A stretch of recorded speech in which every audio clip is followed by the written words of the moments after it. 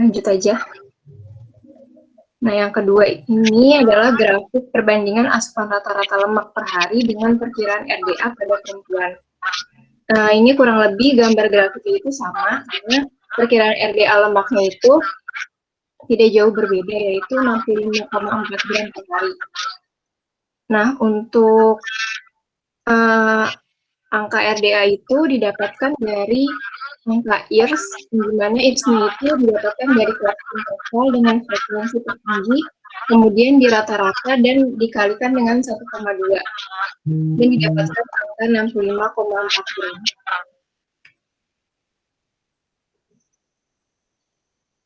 Lanjut aja.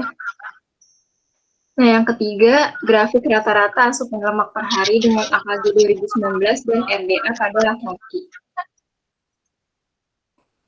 Di sini garis yang warna hijau ini adalah AKG 2019 untuk lemak pada laki-laki. Nah, dengan rentangan umur 19 sampai 29 tahun, yaitu 75 gram per hari. Dan untuk garis yang berwarna merah itu adalah perkiraan RDA-nya, yaitu 90,25 gram per hari, yang didapatkan dari asupan rata-rata lemak, yaitu 75,21 gram dikalikan dengan 1,2. Dari grafik ini juga terlihat asupan lemak yang tertinggi itu ada di angka 102,56 gram dan asupan lemak terendahnya itu ada di 46,87 gram.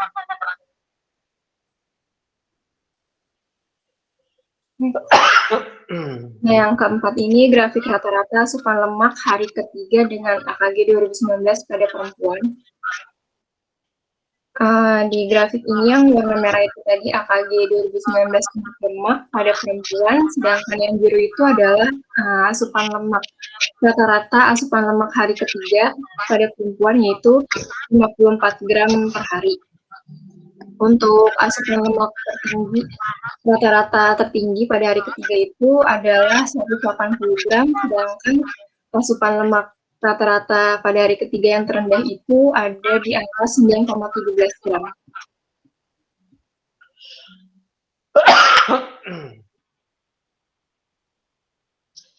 Selanjutnya ada grafik perbandingan asupan rata-rata lemak hari ketiga dengan perkiraan RDA. Hitungannya masih seperti sama yang tadi, 1 kali 3, 1,2 dikalikan dengan nilai tengah dari interval, didapatkan untuk perkiraan RDA-nya 27 gram per hari, dan untuk rata-rata asupan lemak pada hari ketiga itu 54 gram per hari. Lanjut. Yang keenam, ada grafik perbandingan asupan rata-rata lemak di hari ketiga dengan perkiraan RDA dan AKG untuk laki-laki.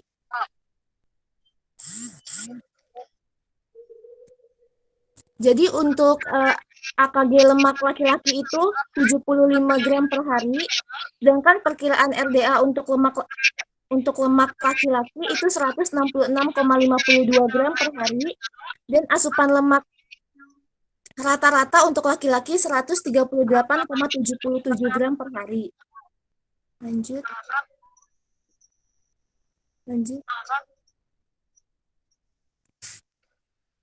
Selanjutnya ada grafik perbandingan asupan rata-rata lemak per hari dengan perkiraan adequate intake. Jadi di sini yang digunakan hanya populasi yang memiliki IMT yang normal. Lalu didapatkan didapatkan adequate intake perkiraan untuk perempuan itu 57,5 gram per hari, dan untuk yang laki-lakinya 103,56 gram per hari.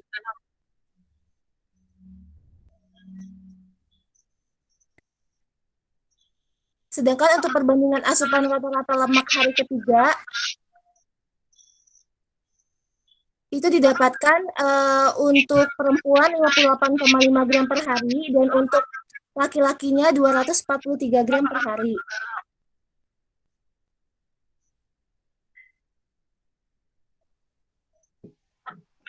Selanjutnya ada untuk protein.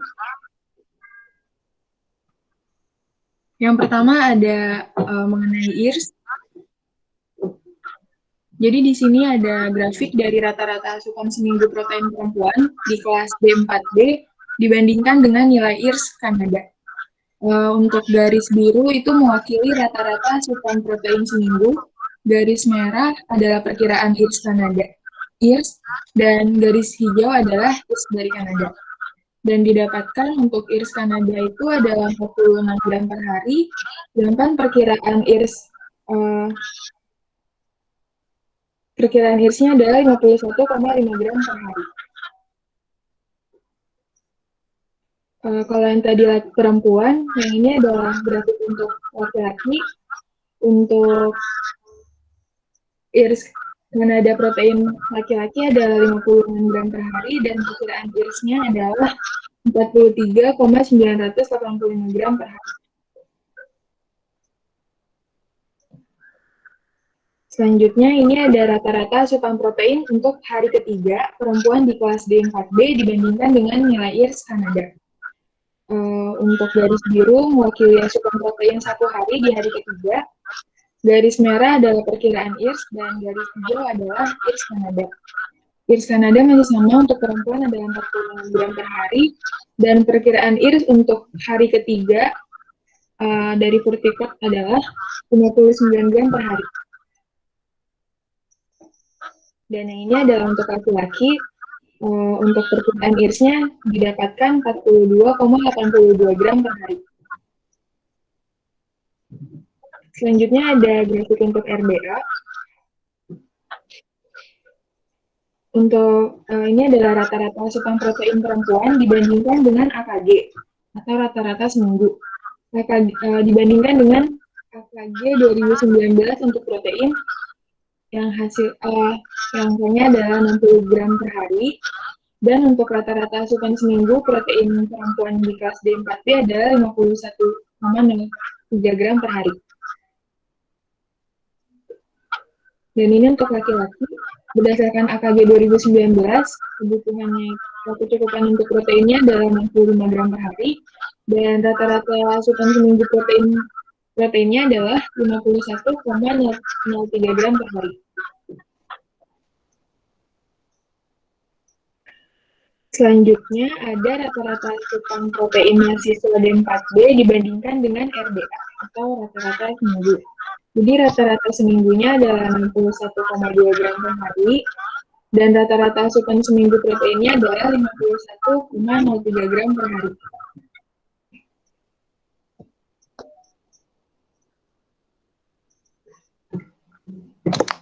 Selanjutnya, asupan protein hari ketiga terhadap AKG mahasiswa perempuan kelas D46B. Jadi ini untuk khusus hari ketiganya, di mana AKG-nya masih sama 60 gram per hari, dan rata-rata asupan proteinnya itu didapatkan 58 gram per hari.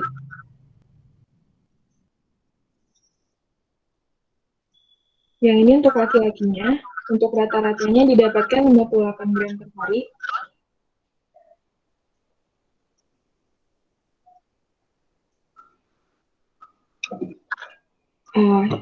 Selanjutnya adalah asupan protein hari ketiga terhadap RDA. Jadi untuk RDA-nya itu didapatkan dengan mengalihkan 1,2 dikali IRS dan didapatkan hasilnya 99,6 gram per hari, dan rata-rata asupan hari ketiganya adalah 50 gram per hari. Selanjutnya ada AIS. Jadi ini diambil dari populasi sehat dengan melihat IMC yang normal.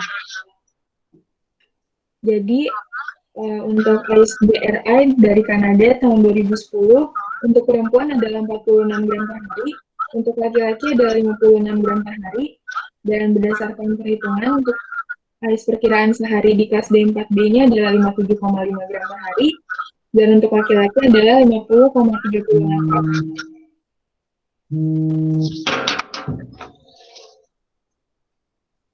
Selanjutnya adalah asupan rata-rata protein khusus hari ketiga yang dibandingkan dengan AIS dan standar AIS DRI Kanada 2010.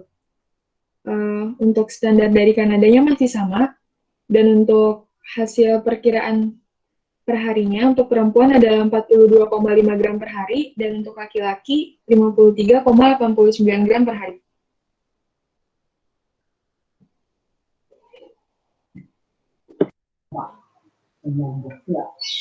Lalu untuk karbohidrat, untuk RDA-nya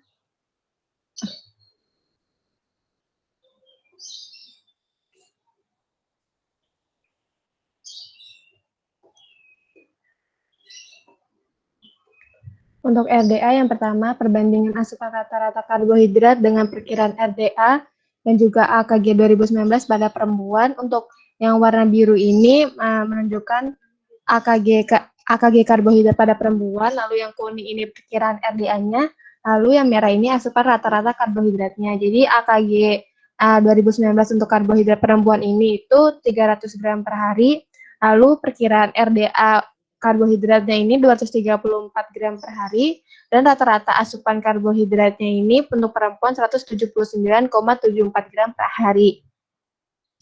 Lalu ini ada perbandingan asupan rata-rata karbohidrat dengan perkiraan RDA dan AKG 2019 pada laki-laki.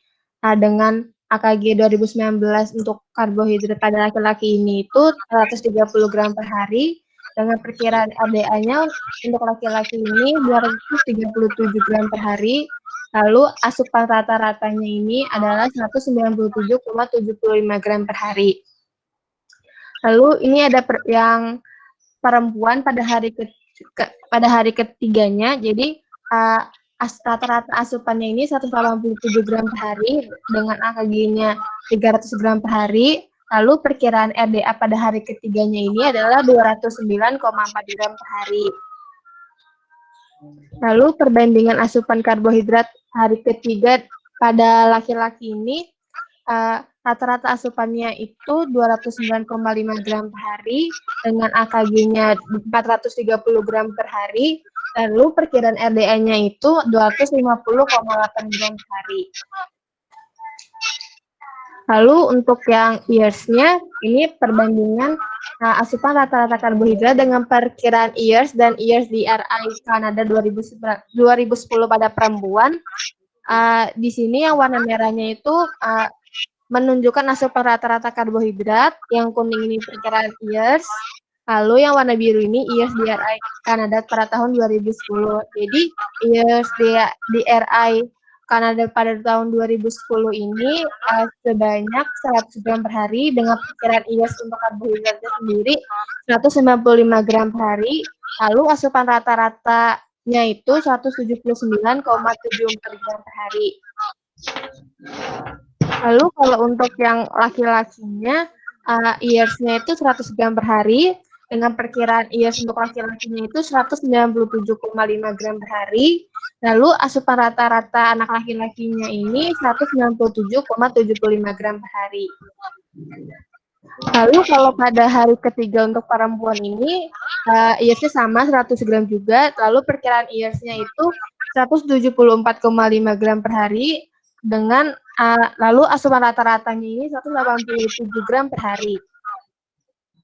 Lalu kalau yang untuk laki-lakinya pada hari ketiga, years-nya sama 100 gram per hari juga, lalu perkiraan years-nya itu 209 gram per hari, dengan asupan rata-rata karbohidratnya itu 209,5 gram per hari.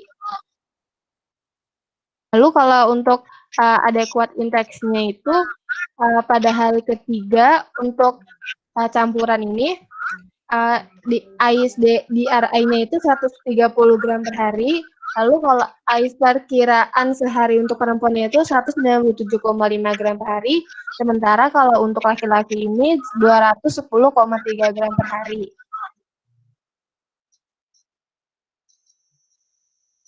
Ini perbandingan asupan rata-rata karbohidrat dengan perkiraan AIS dan standar AIS DRI Kanada 2010.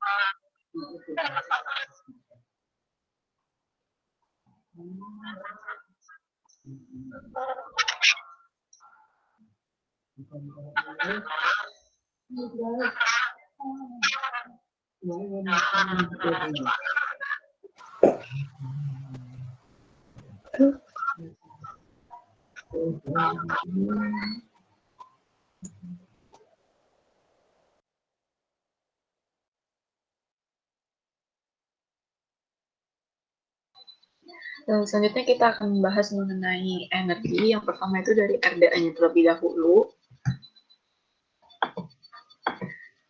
Nah, untuk perbandingan pada populasi perempuan di kelas D4 6B ini, ada perbandingan asupan rata-rata energi dengan AKG tahun 2019. Nah, garis biru mudanya itu adalah asupan rata-rata energi, lalu garis biru kehijauannya itu AKG 2019, yaitu sebesar 2.250 kilokalori per hari, dan ada perkiraan RDA energi untuk perempuan itu ada garis oranye, yaitu 1.720,992 kilokalori per hari, dan asupan rata-rata energinya sebesar 1.356,72 kilokalori per hari. Selanjutnya kita ada perbandingan asupan rata-rata energi pada mahasiswa laki-laki di kelas D46B dibandingkan dengan AKG 2019. Ada garis biru muda itu adalah asupan rata-rata energi, yaitu sebesar 1.389,67 kilokalori per hari. Lalu ada AKG dengan garis biru kehijauan, yaitu 2.650 kilokalori per hari. Dan perkiraan RDA energi yang didapatkan adalah pada garis oranye itu 1.667,6 kilokalori per hari. Selanjutnya ada perbandingan asupan energi hari ketiga dengan perkiraan RDA dan AKG 2019 pada mahasiswi di kelas D46B. Itu garis biru muda sama, yaitu AKG, yaitu 2.250, lalu perkiraan RDA hari ketiga dengan garis oranye itu 1.792,58 kilokalori per hari, dan rata-rata asupan energi hari ketiga adalah 1.333,58 kilokalori yang ditunjukkan oleh garis biru muda. Selanjutnya ada pada mahasiswa laki-laki di kelas D46B, AKG-nya sebesar sama, yaitu 2.650. Lalu rata-rata asupan energi hari ketiga itu garis biru muda sebesar 1.353,92 kilokalori, dan perkiraan RDA hari ketiga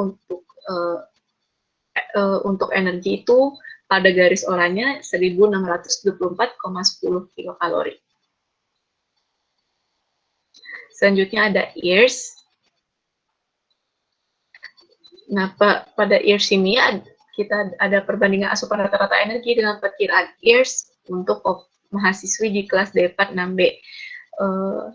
Bisa dilihat bahwa garis biru muda itu menunjukkan asupan rata-rata energi, dan garis biru kehijauan itu menunjukkan years untuk energi pada mahasiswi di kelas D46B. Untuk years asupan energi, pada mahasiswi di kelas D46B itu sebesar 1.434,16 kilokalori. Lalu sama seperti pada laki-laki, grafiknya bentuknya hampir sama. Garis biru muda itu adalah rata-rata energi, terus garis biru kehijauan adalah perkiraan years-nya. Perkiraan years-nya itu sebesar 1.389,67 kilokalori per hari.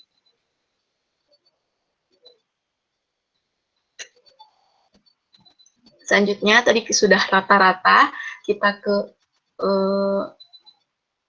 years hari ketiga. Nah, ini garis biru muda ini adalah asupan energi hari ketiga rata-rata. Dan garis biru kehijauannya itu adalah years untuk asupan energi pada hari ketiga, yaitu sebesar 1.493,82 kilokalori. Untuk laki-laki, perkiraan years-nya adalah 1.353,42 kilokalori. Selanjutnya ada AIS. Kalau untuk AI atau adequate intake yang khusus pada populasi sehat dengan status gizi baik, itu ada perbandingan asupan rata-rata energi dengan perkiraan AIS. Nah, untuk asupan rata-rata AIS perkiraan itu sebesar 1.469,80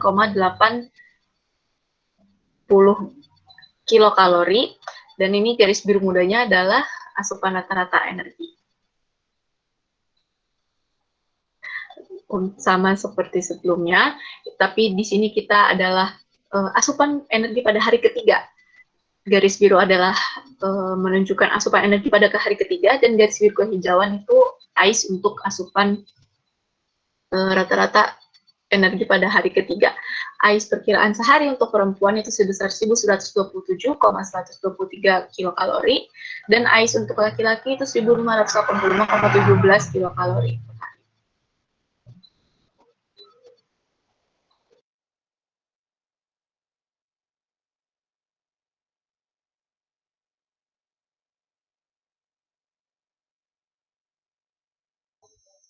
Ya, silakan dilanjutkan.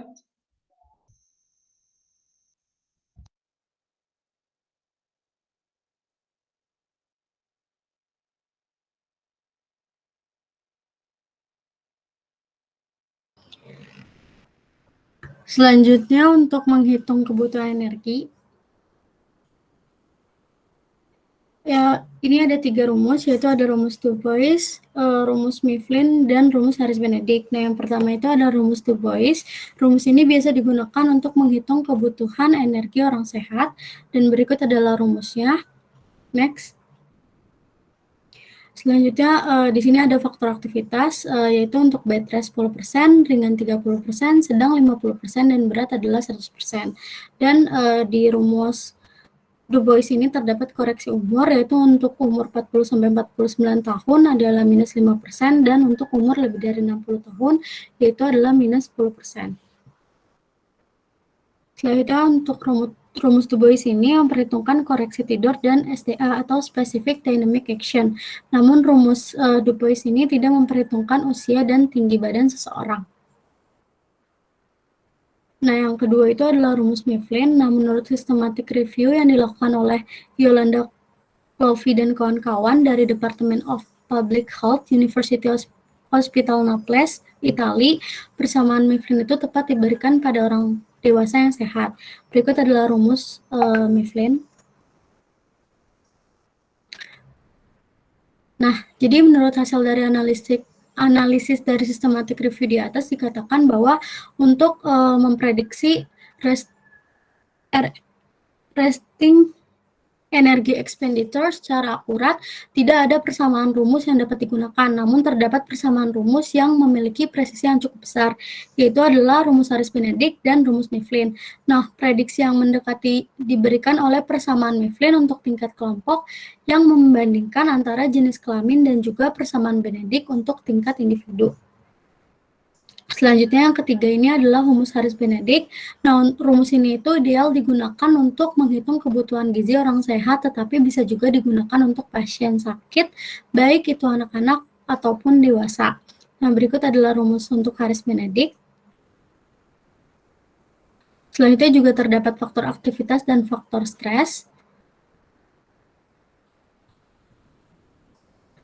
Nah, sesuai dengan hasil diskusi, maka perhitungan pada kebutuhan setiap individu pada kelas D4B itu menggunakan persamaan rumus Harris-Benedict. Menurut jurnal NCBI yang dilakukan Crystal C. Douglas dan kawan-kawan, keakuratan rumus Harris-Benedict untuk memprediksi kebutuhan energi dipengaruhi oleh status riwayat berat badan.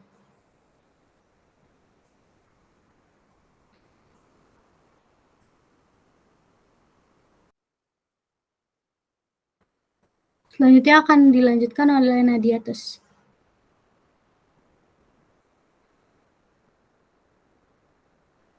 Baik, selanjutnya ada kebutuhan protein, lemak, dan karbohidrat. Yang pertama ini ada kebutuhan protein, kalau berdasarkan RDA Amerika Serikat dan Kanada, itu yang dianjurkan adalah 0,8 gram per kilogram berat badan. Untuk orang tua, konsumsi kebutuhan protein 1,2 sampai 1,6 gram kilogram per berat badan itu bisa untuk membantu mencegah sarkopenia atau kondisi di mana hilangnya massa tulang dan kekuatan otot akibat seiring perkembangan pertambahan usia. Nah, kemudian untuk respons anabolik, protein terhadap hiperinsulinemia itu tumpul pada peserta yang lebih tua sehingga peningkatan protein dapat meningkatkan anabolisme protein. Kemudian persentase kebutuhan protein orang Indonesia itu sekitar 10-15% dari total energi. Ini merupakan anjuran dari anjuran kisaran sumber energi atau AMDR penduduk Indonesia. Nah, kebutuhan protein juga dapat menggunakan satuan gram per kilogram berat badan pada kondisi tertentu. Nah, ini adalah tabelnya. Untuk bayi 0-11 bulan itu proteinnya 5%, kemudian untuk anak usia 1-3 tahun itu 15%, namun untuk kisaran anjuran di Amerika Serikat atau dari IOM 2005 itu 5-20%, kemudian untuk anak 4-18 tahun itu 15%, untuk anjuran dari IOM-nya itu 10-30%, kemudian untuk orang dewasa 15%, untuk anjuran dari IOM-nya itu sama, yaitu 10-30%.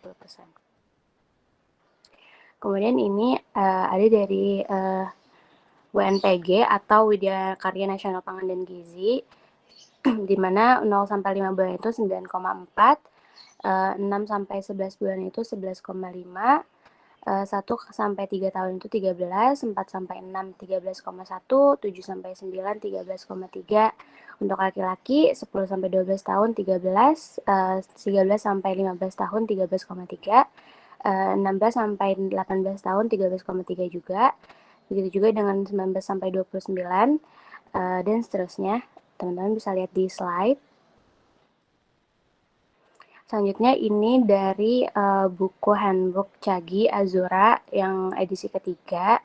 Ini kebutuhan proteinnya untuk anak kurang dari 1 tahun 2-3 gram dikali berat badan. Untuk anak 1-6 tahun 1,5-2,5 gram dikali berat badan. Untuk anak 7-10 tahun 1,3-2 gram dikali berat badan. Untuk anak 11-17 tahun yaitu 1-1,3 dikali berat badan.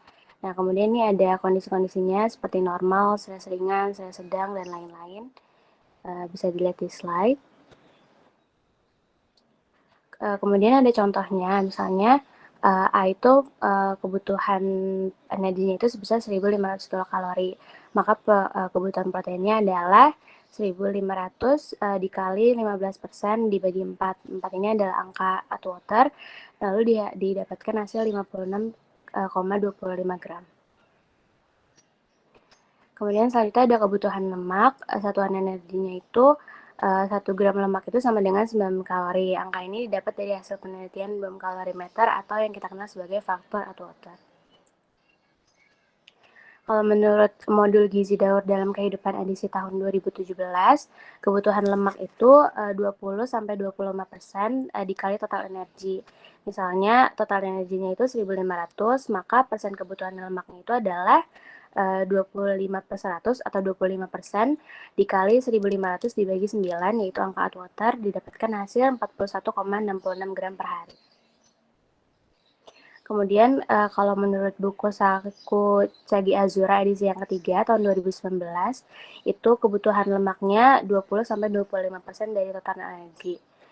Catatannya untuk total persen kebutuhan protein, lemak, dan karbohidrat totalnya itu harus 100%. Misalnya seperti protein itu 15%, lemak 25%, dan karbohidrat itu sisanya atau 60%.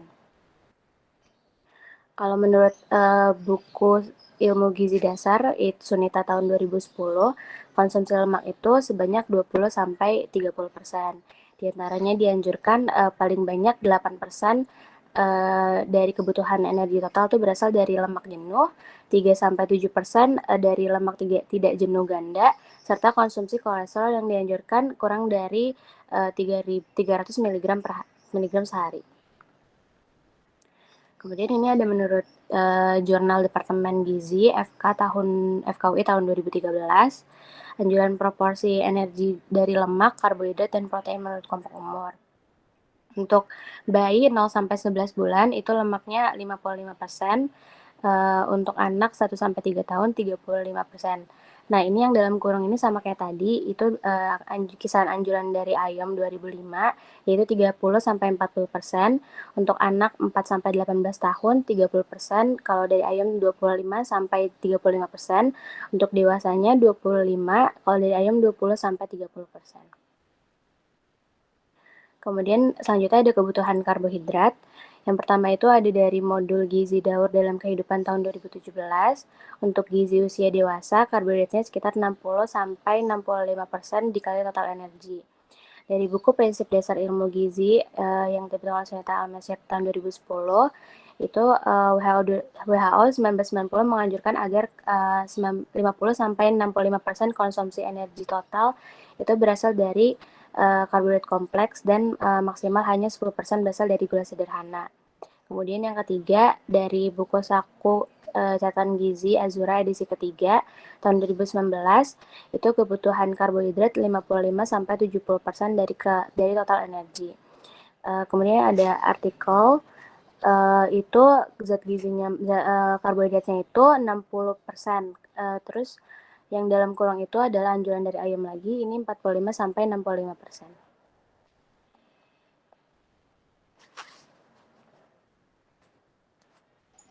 Lalu selanjutnya ada perbandingan angka kecukupan gizi dengan kebutuhan.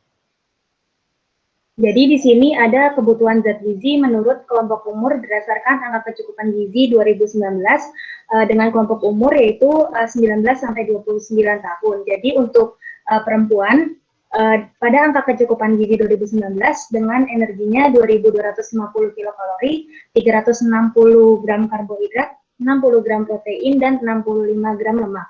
Sedangkan untuk laki-laki dengan energi 2.650 kilokalori, 430 gram karbohidrat, 65 gram protein, dan 75 gram lemak. Lalu di sini ada rata-rata asupan mahasiswa-mahasiswi D46B. Di sini ada rata-rata asupan pada perempuan yaitu 1.859,63 kilokalori, 275,21 gram karbohidrat, 68,12 gram protein, dan 50,91 gram lemak. Sedangkan rata-rata asupan untuk laki-laki yaitu 2.025,96 kilokalori, 303,89 gram karbohidrat, 75,97 gram protein, dan 56,27 gram lemak. Lalu di sini ada perbandingan kebutuhan energi pada laki-laki D46B dengan angka kecukupan gizi 2019. Jadi di sini untuk yang garis warna biru itu adalah kebutuhan, sedangkan garis warna orange itu adalah angka kecukupan gizi 2019. Jadi untuk penjelasannya yaitu kebutuhan energi dari laki-laki berada di bawah atau lebih rendah dari angka kecukupan gizi untuk usia 19-29 tahun, dikarenakan karena adanya faktor perbedaan yaitu usia, perbedaan berat badan, perbedaan tinggi badan, faktor aktivitas fisik, serta faktor stres yang dapat meningkatkan kebutuhan pada setiap individu, sehingga pada setiap individu ini akan mempunyai kebutuhan asupan yang berbeda-beda juga.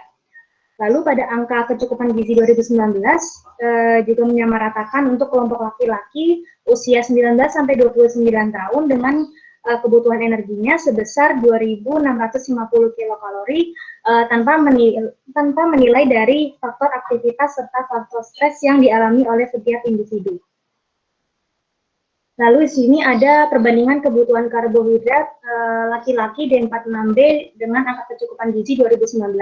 Jadi untuk kebutuhan karbohidrat laki-laki ini berada di bawah atau lebih rendah dari angka kecukupan gizi.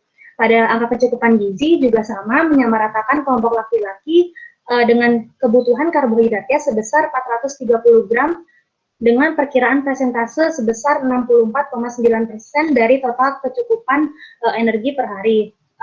Lalu kami menggunakan persentase karbohidrat sebesar 60%, yang dimana akan mempengaruhi kebutuhan karbohidrat ini berada di bawah atau lebih rendah dari angka kecukupan gizi, yaitu sebesar 64,9%. Lalu ada perbandingan kebutuhan protein laki-laki D46B dengan angka kecukupan gizi 2019. Jadi untuk kebutuhan protein dari laki-laki berada di atas atau lebih tinggi dari angka kecukupan gizi. Pada angka kecukupan gizi juga sama, menyamaratakan kelompok laki-laki dengan kebutuhan proteinnya sebesar 65 gram dengan persentase sebesar 9,8% dari total kecukupan energi per hari, yang dimana kami menggunakan presentase protein sebesar 15% yang akan mengakibatkan kebutuhan protein ini berada di atas atau lebih tinggi dari presentase angka kecukupan gizi, yaitu 9,8%. Lalu di sini ada perbandingan kebutuhan lemak laki-laki D46B dengan angka kecukupan gizi.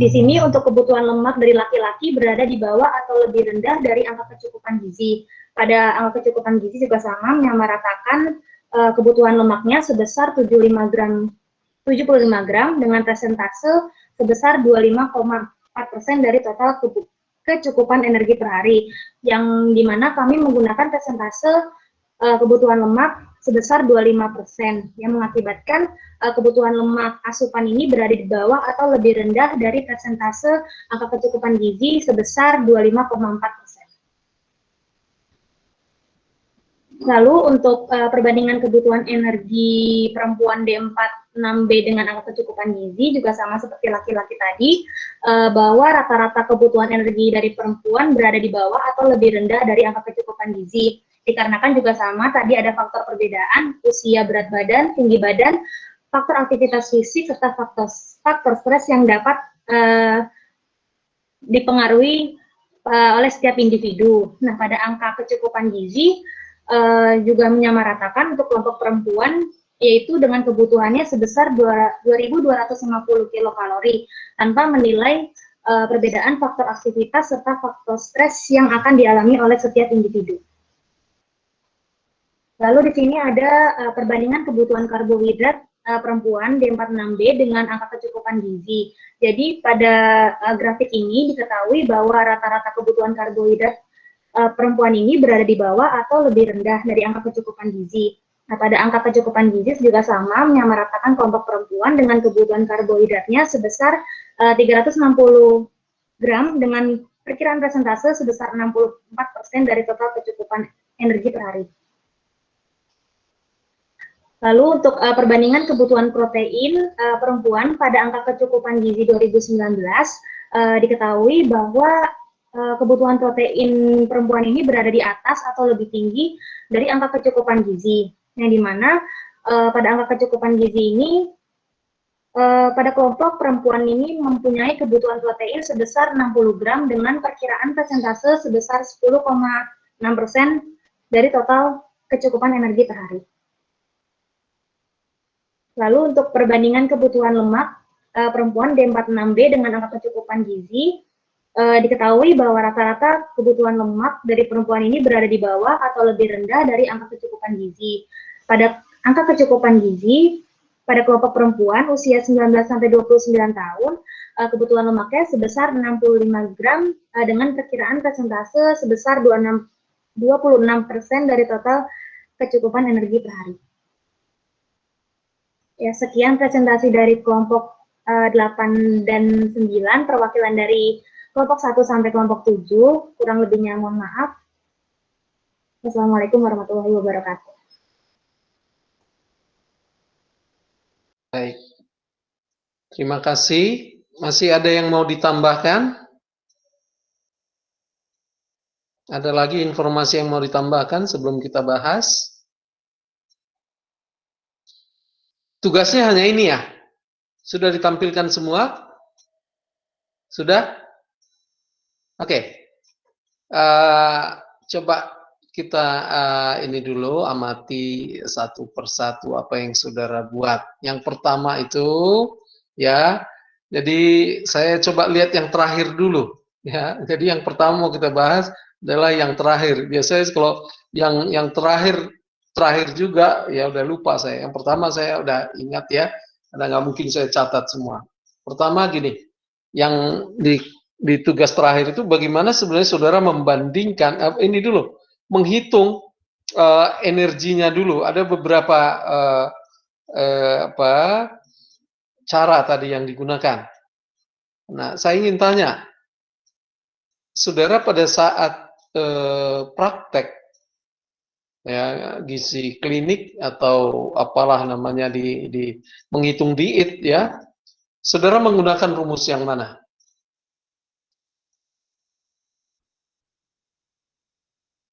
Untuk menghitung energi. Saudara apakah langsung menggunakan AKG-nya atau dihitung kebutuhannya? Dihitung, Pak. Oke, dihitung ya.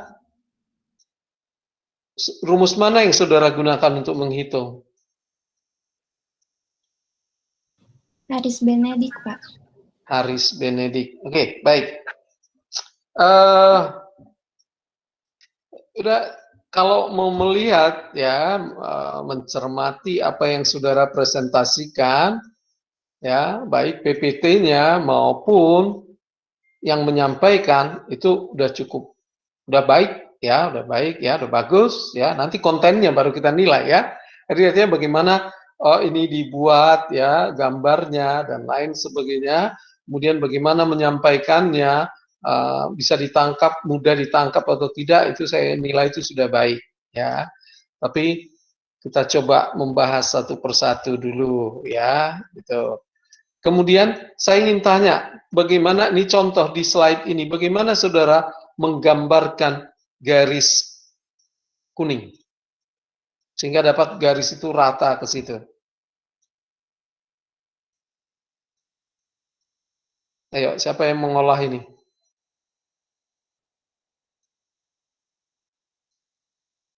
Yang mengolah mungkin bisa menyampaikan dulu. Bagaimana saudara mendapatkan garis kuning tadi? Ya, garis kuning AKG tahun 2020 ini untuk lemak berapa dia? 65 ya. Ya, 65. Sehingga itu dapat garis kuning. Siapa yang bisa ya menyampaikan?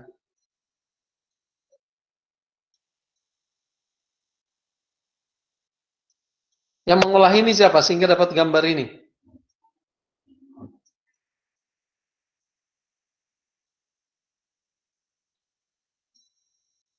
Saya, Pak, yang bikin.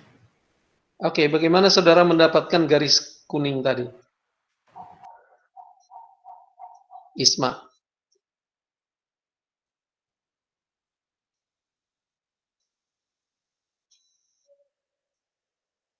Caranya gimana mendapatkannya?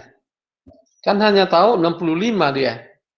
Tapi akhirnya saudara bisa dapatkan garis lurus begitu. Pak, kalau AKG itu kan semuanya disamarata, Pak. Ya, terus? Lurus semua gitu, Pak. 65 Ya. semua. Oke. AKG itu berarti rata-rata kan? Ya. Bisa nggak pada grafik saudara yang fluktuasi itu, ya kan? Yang biru itu kan fluktuasi. Bisa nggak didapat rata-ratanya?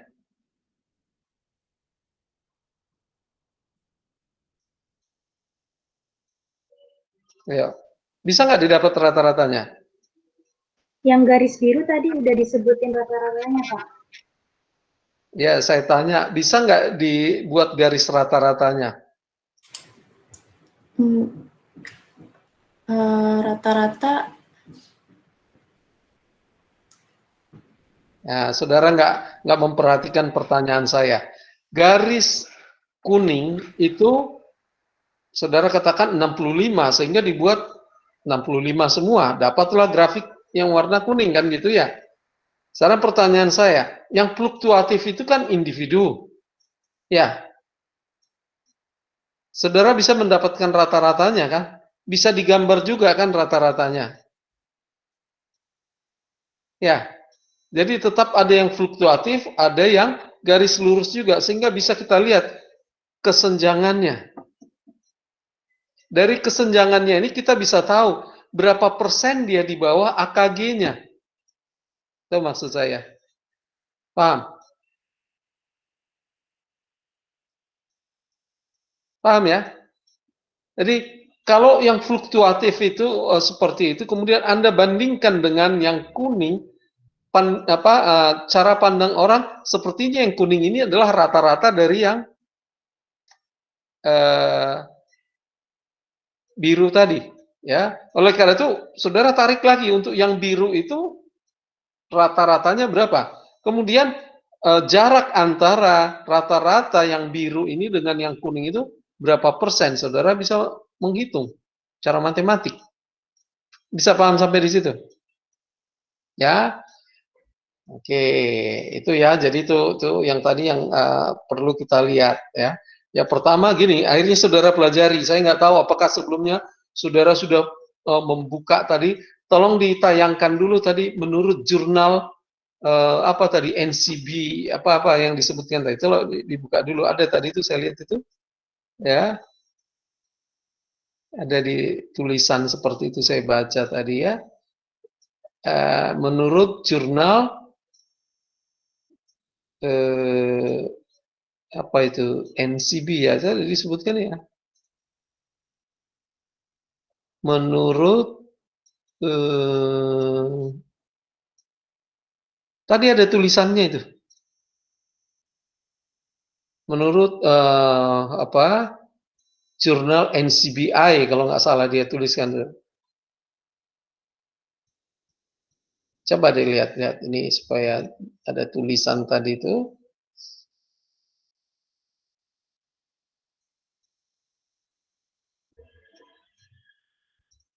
Di mana itu saya baca tadi? Nah, ini. Rumus Harris Benedict. Oke. Menurut jurnal NCBI yang dilakukan Crystal C. Douglas. Coba buka dulu artikelnya Crystal C. Douglas. Coba buka artikelnya. Ada nggak di saudara tampilkan nggak di sini?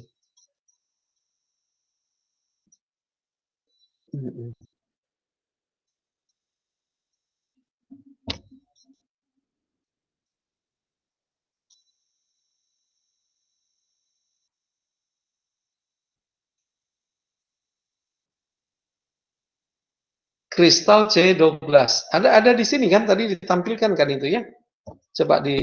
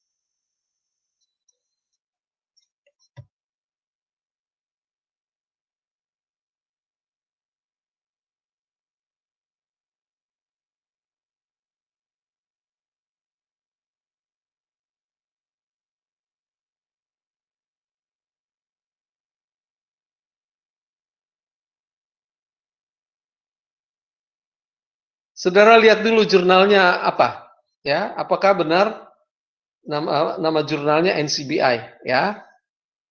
Kemudian coba saudara hitung dulu tadi persentase yang tadi itu untuk semua. Kemudian cek dulu tadi ada yang Anda sebut RDA seminggu, ya? RDA seminggu, ya. Kemudian pastikan bahwa gini, Anda sehat. Tapi semuanya di bawah RDA. Coba cari alasannya kenapa demikian. Ya, saya kasih waktu setengah jam. Coba saudara jawab itu. Ya, semuanya RDA-nya di apa yang saudara asup itu di bawah, ya, di bawah AKG. Tetapi saudara tetap sehat. Apa yang jadi masalah di situ? Anda pikirkan. AKG-nya kok tinggi sekali? Apakah perlu AKG kita harus dirubah atau tidak? Ya, saudara coba bahas itu sebentar. Ya, saya kasih waktu setengah jam lah membahas itu. Ya, silakan dibahas dulu. Oke.